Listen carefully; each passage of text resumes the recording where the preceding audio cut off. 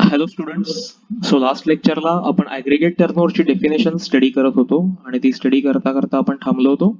So तिथून पुढे आपण सुरुवात करूया. आपण बघितलं होतं की सेक्शन 2 सबसेक्शन 6 प्रमाणे ॲग्रीगेट टर्नओव्हर मध्ये टॅक्सेबल टर्नओव्हर, एक्झम्प्ट टर्नओव्हर, त्यानंतर export of goods and services, त्यानंतर interstate supplies between entities having same PAN, ह्या सगळ्या गोष्टी कव्हर होतात. त्यात कव्हर काय काय होत नाही तर जीएसटी अंडर तुम्ही जो टॅक्स चार्ज करता, आउटपुट टॅक्स जो आपण चार्ज करतो, तो कुठेही ॲग्रीगेट टर्नओव्हर मध्ये आपल्याला इन्क्लूड करायचा नाहीये. So you will never include your you can say CGST, SGST charge or UTGST, IGST or even that compensation cess. So ह्या पद्धतीचा जीएसटी अंडर चार्ज होणारा कुठचाही टॅक्स जो आहे तो आपल्या ॲग्रीगेट टर्नओव्हरच्या डेफिनेशन मध्ये काउंट होणार नाही.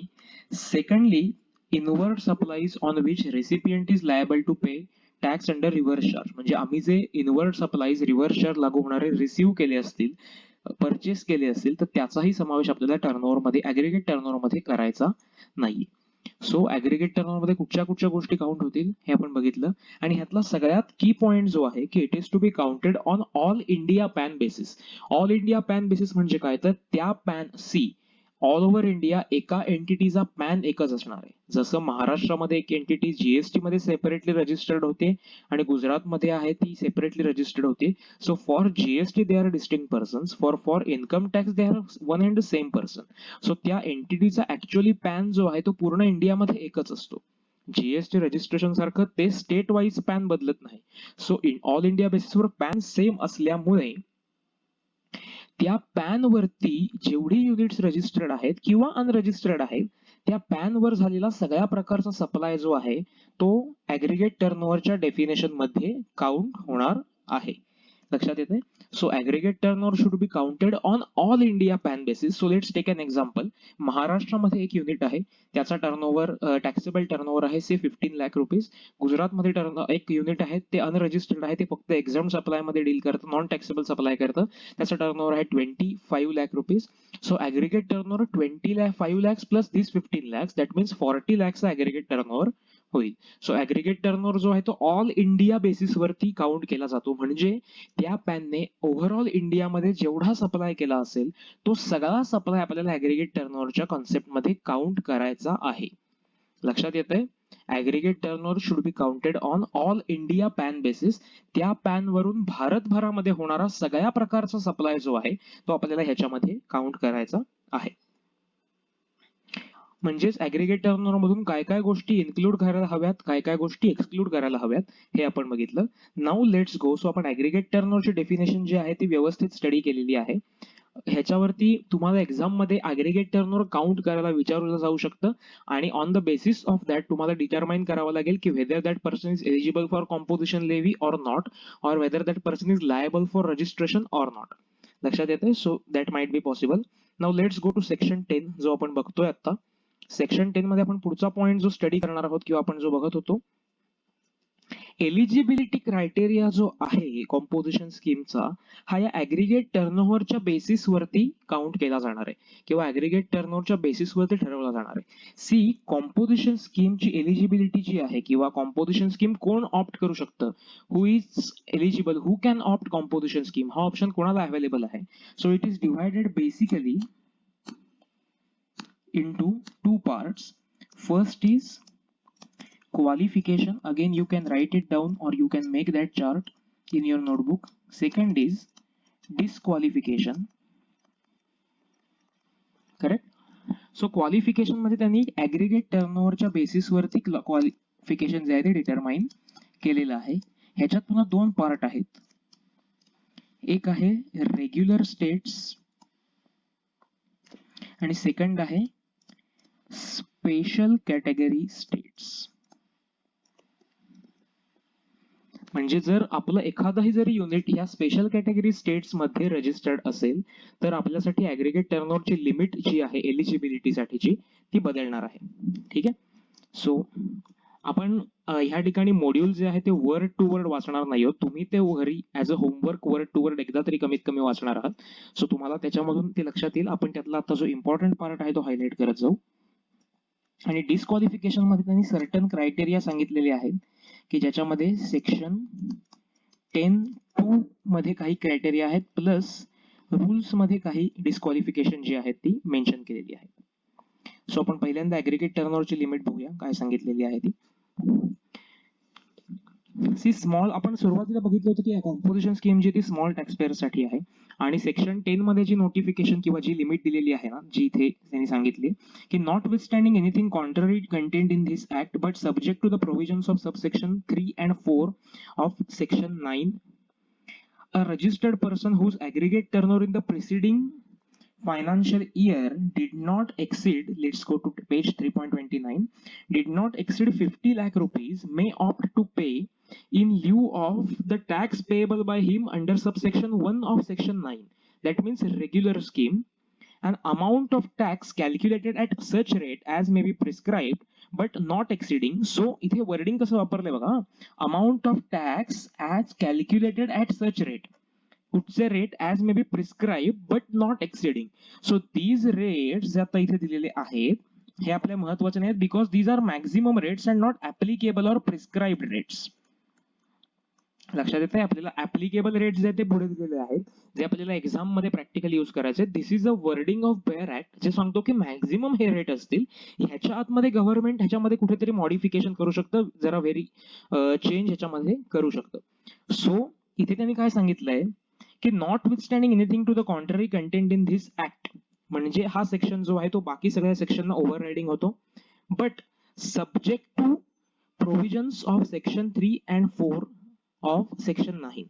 So 9(3) and 9(4) काय आहेत, they are reverse charge. That means it is clearly given here that a composition taxable person is liable to pay tax under reverse charge.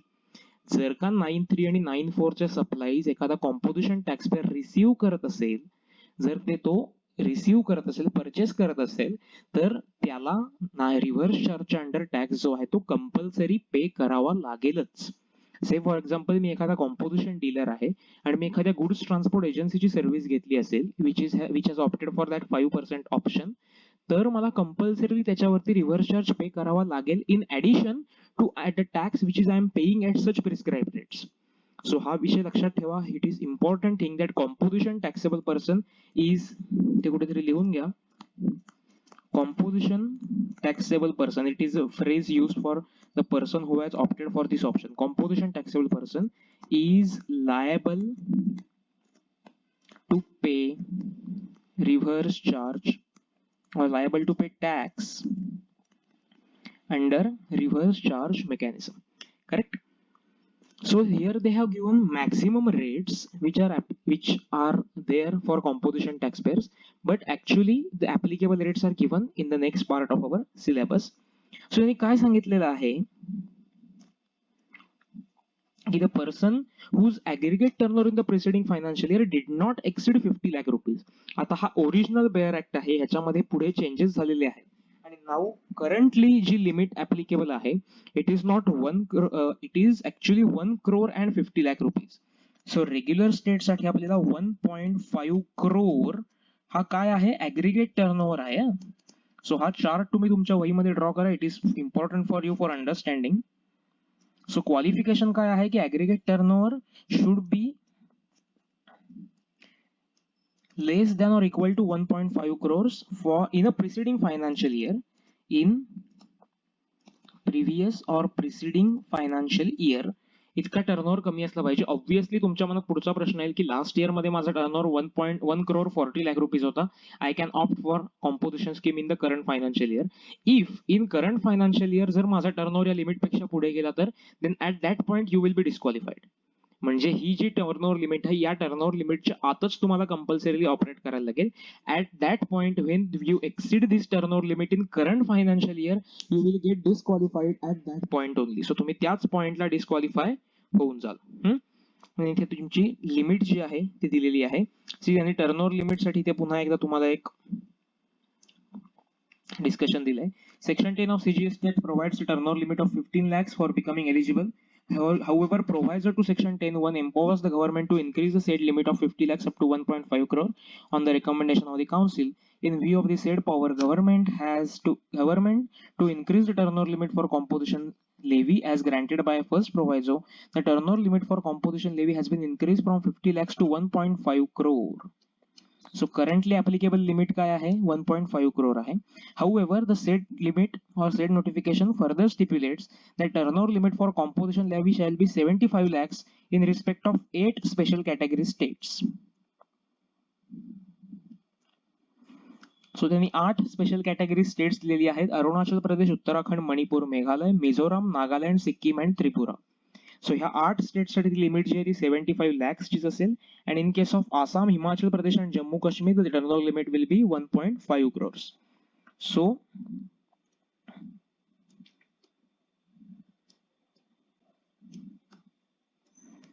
महत्वाची गोष्ट इथे काय आपल्याला लक्षात ठेवायला हवी की 1.5 crore in previous financial years आणि स्पेशल कॅटेगरी स्टेटसाठी हीच टर्नओव्हर लिमिट जी आहे ती less than or equal to 75 lakhs केलेली आहे. ही 8 राज्य कुठली कुठली आहेत? सी, याच्यामध्ये 3 एम पासून सुरू होणारे राज्य आहेत.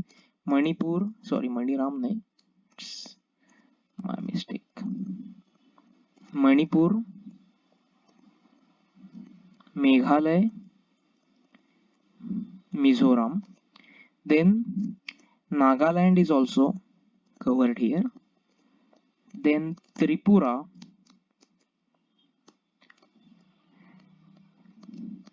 Arunachal Pradesh is there,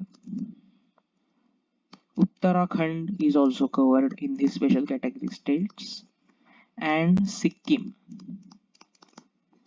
so पुन्हा 7 सिस्टर्स असं पण म्हटलं तर आसाम जे त्यातलं आहे ते त्यांनी परत ह्याच्यातून बाहेर काढलेलं आहे.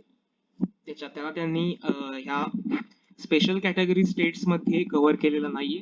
सो आपल्याला ही गोष्ट लक्षात ठेवायला हवी की ही 8च स्टेट्स अशी आहेत की ह्या स्टेट्स साठी ही टर्नओव्हर लिमिट जी आहे ही 75 लॅक्स ची प्रिस्क्राईब केलेली आहे. Now in this case you have to remember this thing की तुमची ऍग्रिगेट टर्नओव्हर जो आहे तो again all India PAN basis वरती काउंट होतो. आणि पुन्हा ते असं म्हणतात की काही स्टेटसाठी 1.5 करोडची लिमिट आहे, काही स्टेटसाठी 75 लॅक्सची लिमिट आहे.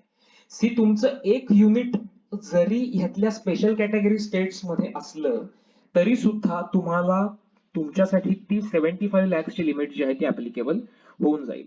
से फॉर एक्झाम्पल माझं एक युनिट जे आहे माझं एक युनिट जे आहे महाराष्ट्र मधलं त्याचा टर्नओव्हर आहे 10 लाख रुपये, करेक्ट. सेकंडली माझं गुजरात मध्ये एक ब्रांच आहे त्याचा टर्नओव्हर आहे कुठेतरी 80 लाख रुपीज. आणि माझा त्रिपुरामध्ये एक युनिट आहे, ओके, त्याचा टर्नओव्हर आहे से 25 लाख रुपीज. सो आता जर मी बघायला गेलो ना, मी आता स्टेट वाईज विचार करायला गेलो की ओके महाराष्ट्रात किती लिमिट आहे, महाराष्ट्रासाठी 1.5 crore, ऍग्रिगेट टर्नओव्हर ह्या केसमध्ये किती होणार आहे तर 80 plus 10 plus 25, so it will around 115 lakh, that means 1 crore and 15 lakh rupees, correct. So in this case आपल्याला असं वाटेल की ओके महाराष्ट्रामध्ये माझं युनिट रजिस्टर्ड आहे, महाराष्ट्रासाठी 1.5 करोडची लिमिट आहे, महाराष्ट्र गुजरातसाठी it is within that limit. त्रिपुरामध्ये माझा जो टर्नओव्हर आहे तो 75 lakhs पेक्षा कमी आहे, सो मी रजिस्टर्ड कॉम्पोजिशन साठी एलिजिबल आहे का?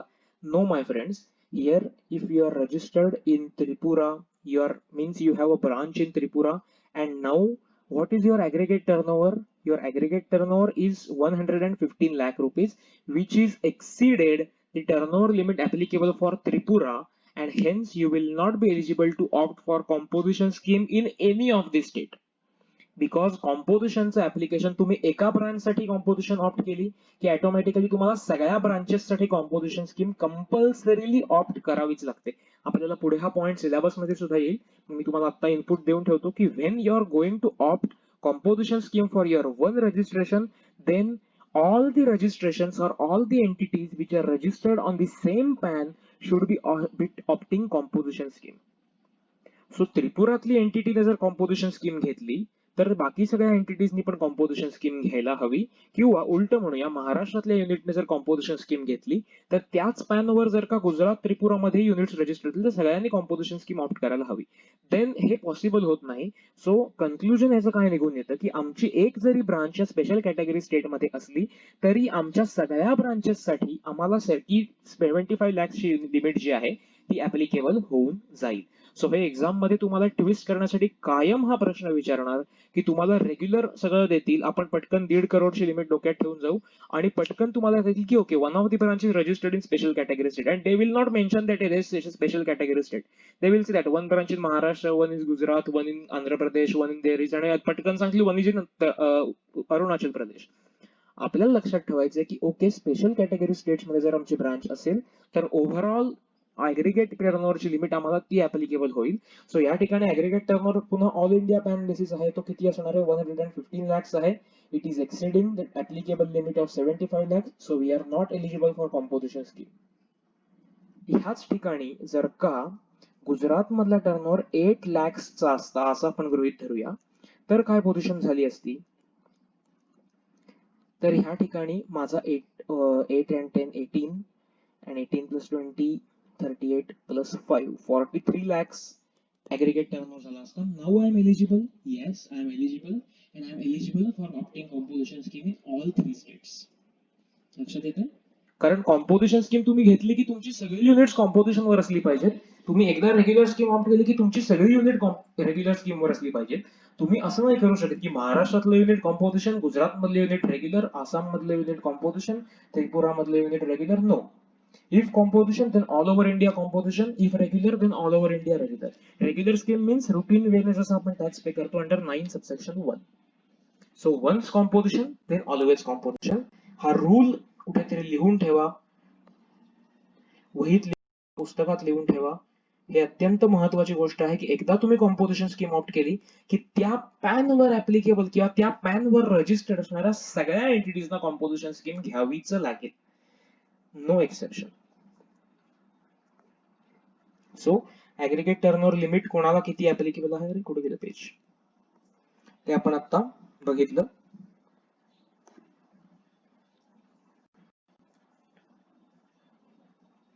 Okay, so they have they given here suppliers opting for composition scheme. Yeah, no, we are learning this aggregate turnover discussion. They have given you one example that a dealer Prithviraj has offices in Maharashtra and Goa and he makes interstate supply of goods from both these offices. In order to determine the Prithviraj is eligible to avail benefit of composition scheme, turnover of both the offices would be taken into account, and if the same does not exceed 1.5 crore, why 1.5 crore? Because there is Maharashtra and Goa. Prithviraj can opt to avail composition levy subject to fulfillment of other prescribed conditions for both the offices. So इथे aggregate टर्नओव्हरचं पुन्हा एकदा chart करून दिलाय, काय include करायचंय काय exclude करायचंय. Now they have specified the rates of taxes. So आपण काही इम्पॉर्टंट थिंग्स बघितलेले आहेत. आपण क्वालिफिकेशन्स काय काय होती हा चार्ट इथे बघितलाय. डिस्क्वालिफिकेशनच्या पार्ट वरती आपण येऊया. डिस्क्वालिफिकेशनचा चार्ट थोडा मोठा आहे, आपल्याला तो व्यवस्थित डिस्कस करायचा आहे, पण त्याच्यावरती आपण येऊ. पण स्टील पहिल्यांदा रेट्स काय काय आहेत ते समजून घेऊया. सी त्यांनी 3 कॅटेगरीज तयार केलेल्या आहेत to opt for composition. Basically तुम्ही जीएसटी मध्ये किंवा कुठेही आपल्या इंडस्ट्रीमध्ये गेला तर तुम्हाला 3 प्रकारचे सप्लायर दिसतील. Okay, either it should be a manufacturer की जो काहीतरी घेतो काहीतरी नवीन बनवतो. आपण मॅन्युफॅक्चरची डेफिनेशन ऑलरेडी स्टडी केली. Second thing, he will be a service provider. Correct, तो सर्व्हिस प्रोव्हायडर असेल. किंवा third thing, he will be a dealer. Dealer means a trader who just purchases something and sells something. ठीक है, he is not making anything new, he is just purchasing something. Okay, he can repack the same, he can change the packing material, he can affix his own labeling on that and he is selling, but he is not giving a new emergence to any product. So basically they have divided into 3 parts. First thing manufacturer, second thing service provider, third thing dealer. तुम्ही कुठेही जा तुम्हाला ह्या 3 categories ज्या आहेत ते identify होतील. Any supplier will be fitted in these categories. Either he will be a manufacturer, either he will be a trader, or he will be a service provider. Correct? So now, who can opt for composition scheme? त्यांनी जो section 10(2) दिलेला आहे. Let's see की आपल्या book मध्ये त्यांनी त्याचं क्लासिफिकेशनचा पुढचा पार्ट दिलाय का? या they have given who are not eligible to opt for composition scheme. So we will see when it comes to here. Yeah, before that we will see the rates applicable for composition scheme. त्यांनी 3 categories दिलेले आहेत. Which are these 3 categories? First thing, manufacturers other than manufacturers of goods as may be notified. So त्यांनी certain manufacturers notify केलेले आहेत, ते आपण बघू. बस just you have to remember manufacturers च्या केस मध्ये 1.5% of the turnover in state. So हा CGST चा रेट आहे. Obviously the rate, effective rate will be half plus half. That means 1% of turnover in state. Now what is turnover in state त्यांनी खाली दिलंय ते आपण बघूया. आधी रेट समजून घेऊ. सो मॅन्युफॅक्चरर साठी रेट काय आहे? 1% ऑफ टर्नओव्हर इन स्टेट. देताना त्यांनी दिले 0.5% because it is rate notified under CGST notification. Half rate will be notified under SGST notification. Correct? So half and half equals to 1. In case of suppliers making supplies referred to in clause B of para 6 of schedule 2 hereinafter referred to as restaurant service. Clause 6 para B किंवा para 6 clause B आपण already बघितलेला आहे. any article for human consumption when आपण बघितलं त्याला restaurant किंवा catering सर्व्हिसला म्हणतात. So त्यांनी इथे रेस्टॉरंट सर्व्हिस फक्त म्हटलंय, पण it also includes outdoor catering services as well. हे कायम लक्षात ठेवा की ह्या क्लॉज मध्ये रेस्टॉरंट प्लस केटरिंग दोन्ही प्रकारच्या सर्व्हिसेस कव्हर केलेल्या आहेत. असं असेल तर 2.5% plus 2.5%, that means effective rate will be 5% of turnover in state. Correct? Third rate. So पहिला रेट आपण बघितला कोणासाठी? मॅन्युफॅक्चरर्ससाठी. सेकंड रेट आपण बघितला सर्व्हिस प्रोव्हायडरसाठी, पण कुठच्या? फक्त रेस्टॉरंट सर्व्हिस प्रोव्हायडरसाठी. मग बाकी सर्व्हिस प्रोव्हायडर्सचं काय? वेट बघूया नंतर. थर्ड कॅटेगरी काय दिली? Any other supplier eligible for composition scheme under a composition levy under section 10 of CGST act and chapter 2 composition levy of CGST rules. Chapter 2 कसला आहे? हा कॉम्पोजिशन रूल्स मधला. हे CGST रूल्स जे आहेत ना त्यातला हा चॅप्टर आहे. सो त्याच्यासाठी काय म्हटलंय? 1.5%, that means 1.5 plus 1.5, effective rate will be 1%. पण इथे काय म्हटलंय? Of turnover of taxable supplies of goods and services. So इथे टर्नओव्हर स्टेट इन स्टेट नाही, इथे फक्त टॅक्सेबल टर्नओव्हर आहे. हा फरक लक्षात घ्या की effectively manufacture is paying also 1%, but is paying on turnover in state. And here any other supplier means he is not manufacturer, he is not restaurant service provider, he is all others are covered in third category. He is paying tax at rate of 1% of taxable turnover. So ही गोष्ट जी आहे ती लक्षात ठेवायची आहे आपल्याला. Turnover in state नाही, तो taxable टर्नओव्हरच्या 1% tax pay करणार आहे. Now come to turnover in state. आता टर्नओव्हर इन स्टेटची कन्सेप्ट काय आहे, त्याची काय संकल्पना आहे ती समजून घेऊया. सी, आपण ऍग्रीगेट टर्नओव्हरची डेफिनेशन बघितली होती. हा ऍग्रीगेट टर्नओव्हर काउंट कसा केला जातो? It is counted on all India PAN basis. Correct?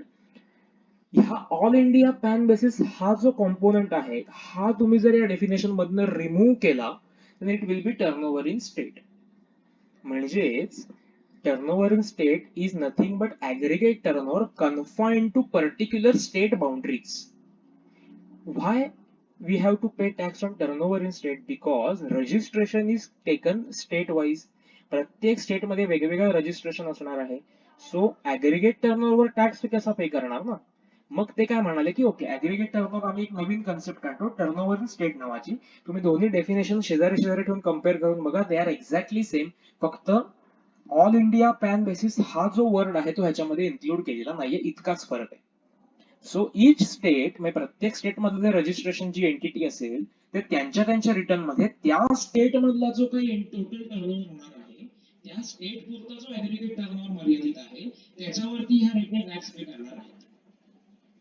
So तुम्ही जर आता थोडा नीट विचार केला तुम्हाला लक्षात येईल की turnover in state for each state ह्याचं जर समेशन आपण केलं तर it will become aggregate turnover. ह्याच्यामध्ये काय ऍड करायला लागेल तर इंटरस्टेट सप्लाईज म्हटलेत, पण तेही ऍग्रीगेट टर्नओव्हर इन स्टेट मध्ये त्यांनी इन्क्लूड केलेले आहेत. So summation of turnover in states will give rise to aggregate turnover. लक्षात येतंय? Only because registration is state wise. So तुम्ही प्रत्येक स्टेट मध्ये तुम्हाला रिटर्न फाईल करायचं आहे, मग तुम्ही काय करणार? तर प्रत्येक स्टेट मधलं असं समेशन असेल, टोटल टर्नओव्हर जो तुमचा असेल, ऍग्रीगेट टर्नओव्हर असेल, तो प्रत्येक स्टेट पुरता तुम्ही कॅल्क्युलेट करणार. It will be called as turnover in state. Aggregate turnover आणि टर्नओव्हर इन स्टेट कशासाठी इम्पॉर्टंट आहेत? Aggregate turnover is important for checking eligibility to opt for composition scheme. तुम्ही कॉम्पोजिशन स्कीम घेऊ शकता की नाही हे ठरवण्यासाठी ऍग्रिगेट टर्नओव्हर म्हणजे ऑल इंडिया बेसिसवर टर्नओव्हर कॅल्क्युलेट करायचं. Okay, once you are ready, you are eligible to opt for composition scheme, then you will fill something forms and you will opt for composition scheme. Now you have entered the composition levy. Now you are actually going to pay tax in your respective state-wise returns. So त्या त्या स्टेटमध्ये तुम्ही tax कसा पे करणार? So तुम्ही त्या state पुरता turnover calculate करणार आणि त्याच्यावर त्या त्या रेटने टॅक्स पे करणार in each state. So aggregate turnover is important for eligibility. Turnover in state is important for tax payment. Concept same आहे, फक्त aggregate turnover counted on state boundaries, counted within state boundaries is turnover in state. हे कुठेतरी लिहून ठेवा हवं तर. Turnover in state is nothing but aggregate turnover confined to that state boundaries. Turnover in state is nothing but aggregate turnover confined to that state's boundaries. So summation of all turnover in states in all states will be aggregate turnover. लक्षात येते? तुम्ही definition compare करून बघा, तुम्हाला automatic लक्षात येईल. So आपण इथे रेट्स ऍप्लिकेबल आहेत ते बघितले. फर्स्ट कॅटेगरी परत एकदा रिवाइज करूया. मॅन्युफॅक्चरर साठी 1% ऑफ टर्नओव्हर इन स्टेट. त्याच्यानंतर रेस्टॉरंट किंवा केटरिंग सर्व्हिस प्रोव्हायडर साठी 5% ऑफ टर्नओव्हर इन स्टेट आणि एनी अदर सप्लायर साठी 1% ऑफ टॅक्सेबल टर्नओव्हर. याचाच अर्थ मॅन्युफॅक्चरर्स आणि जे रेस्टॉरंट सर्व्हिस प्रोव्हायडर्स आहेत ते एक्झम्प्ट सप्लाय वर सुद्धा टॅक्स पे करणार आहेत at that rate 1% and 5%. But if you are not covered in these two categories then you will be only paying tax on your taxable turnover. म्हणजे जर का तुम्ही एखादे गुड्स किंवा सर्व्हिसेस प्रोव्हाइड करताय विच आर एक्झम्प्ट, त्यावर तुम्हाला tax pay करावा लागणार नाही. लक्षात येत आहे? सो एक्झम्प्ट सप्लाय वरती तुम्हाला टॅक्स पे करायला लागणार आहे. या ठिकाणी मात्र तुम्हाला फक्त टॅक्सेबल सप्लाय वरतीच टॅक्स पे करावा लागेल. So we have completed the applicable rates of tax in case of composition levy. हे पेज आपण पूर्ण कव्हर केलेलं आहे. Now they have given us, actually this chapter is presented in your syllabus or presented in module in such a haphazard manner. They have not presented it clearly. Okay, no issue. We will cover up that thing. So for shortage of memory, I'm just stopping this lecture here. We will continue with the same chart, section 10 subsection 2, the disqualification criteria, in our next part.